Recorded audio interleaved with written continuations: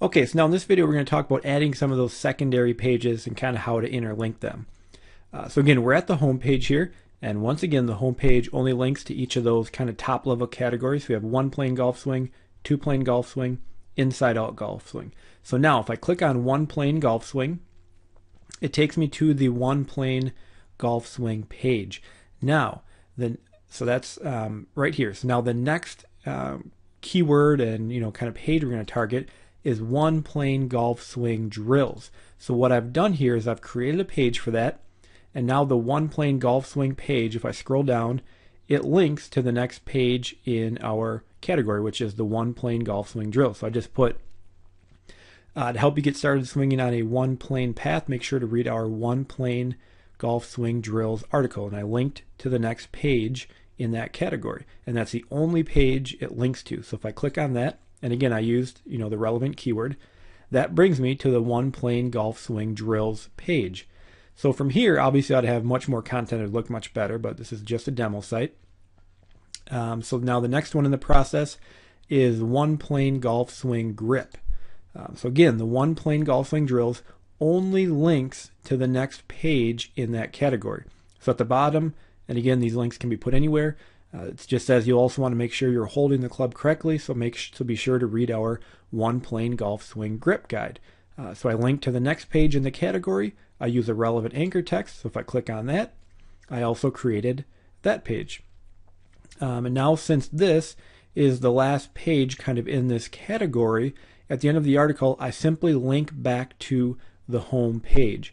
So at the end of this article I just put, to learn about other swing styles, read more of our swing a golf club correctly tips. So I didn't use the same keyword. Remember, the home page is trying to rank for how to swing a golf club. You don't want to keep overusing that keyword, so I mixed it up a little. So I put swing a golf club correctly tips, and that's the only link on this page. If I click that, I am right back on the home page. So you can see how all of these interlinking pages kind of just take you through a funnel right back to the start. And again, this is going to kind of redirect or direct all of our page rank, all of our link juice from our incoming links. It's very, very important. I've found it works exceptionally well for SEO kind of right now, current state. And really, this is something that's been used for a long time. People just kind of quit using it, but it works very, very well. So again, we're not scattering links all over the place. Very defined on how we're linking the articles together. From the home page, you see no reference to these two pages, one plane golf swing drills, one plane golf swing grip, because again, those are lower competition. They don't need as much kind of link juice going at them, so there's no reference. You only get to those by going through the funnel, and again, this just funnels all the link juice right through all the articles. Now, like I said on the pages, the only link you're going to have is to the next step in that funnel. You can also put additional links in here. If you're going to do any additional links, I would recommend putting a link out to an authority site. So maybe like a Wikipedia, kind of whatever authority it is in that market. But other than that, keep the links to a minimum, really funnel your page rank throughout the site, and then just go ahead and create the rest of the pages. So for me, I would have to create these two pages, again, doing the link process I talked about earlier to keep that link juice funneling right through the site. So you can go ahead, make those other pages, get your interlinking correct, and from there the site itself or the content will be pretty much taken care of. Of course, you can keep adding content as you go. It's always a good idea.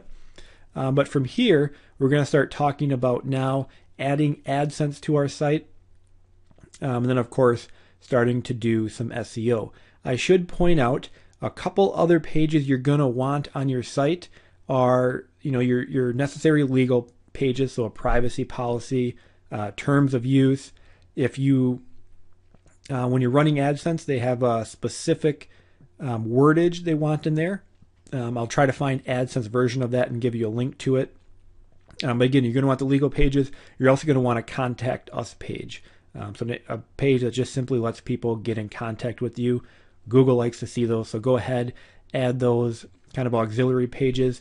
A good place to do those is put them in the footer, and you can also use a no follow link on those. I'll put the code for a no follow below the video as well. But other than that, you're pretty much good to go. And we'll start working on some of adding the AdSense and getting SEO.